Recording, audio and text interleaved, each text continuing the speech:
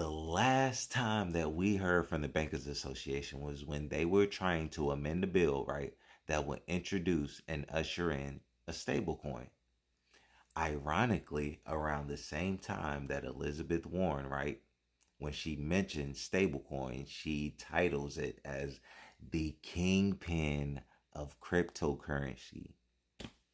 Why is that, guys? Why is that? Let's pay attention. Check this out.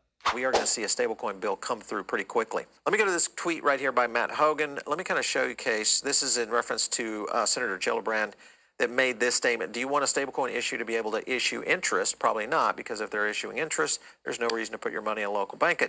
If there's no reason to put your money in a local bank, who's going to give you a mortgage? And that was the story. Does she really think that a free market will not find a way to loan money to people who want a house? And that's the point that I think a lot of people are missing.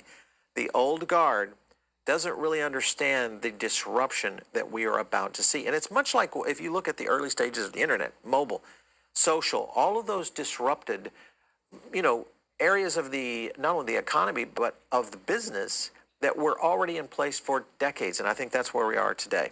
Did the bank lobby get involved? This was in reference to the whole issue around stablecoins. And the point that they're hitting on right now is that you can't have stablecoin issuers undercutting their measly deposit rates. So this gets back to the banks saying, hey, wait a minute.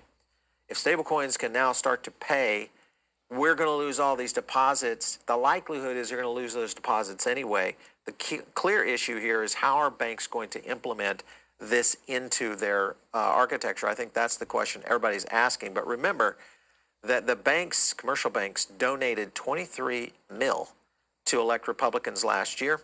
And when you look at this, they ended up basically voting to overturn the overdraft fee cap that was out there. This is where it got a little bit nasty, I think, in the sense that banks were able to essentially push a lot of what's happening with the Republicans.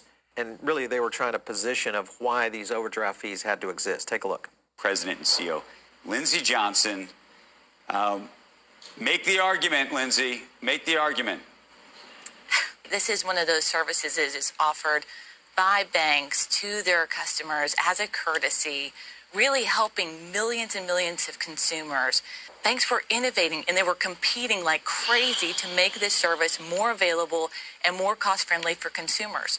Mr. President, I rise to talk in favor of my CRA on the overdraft fees, something called junk fees. Now, some will say, what is an overdraft fee? You have to pay a fee, your bills are paid. Some people use the overdraft option to pay their rent. You start eliminating the possibility of people to make the decision to continue to use overdraft in the most effective way.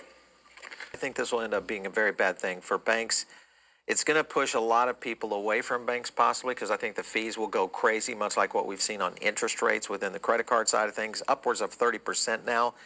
This is the kind of issue that I think will factor into a lot of decision making of how maybe this next generation starts to do banking.